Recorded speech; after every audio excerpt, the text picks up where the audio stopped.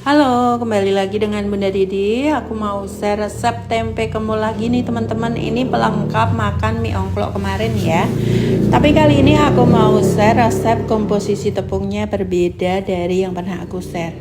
Jadi kali ini aku bikin 1:1 tapioka dan terigunya. Oke, langsung aja aku share resepnya ya teman-teman. Udah aku tulis di video.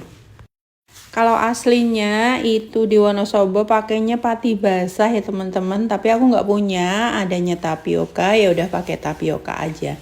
Sedikit berbeda sih teksturnya, tapi tetap oke kok.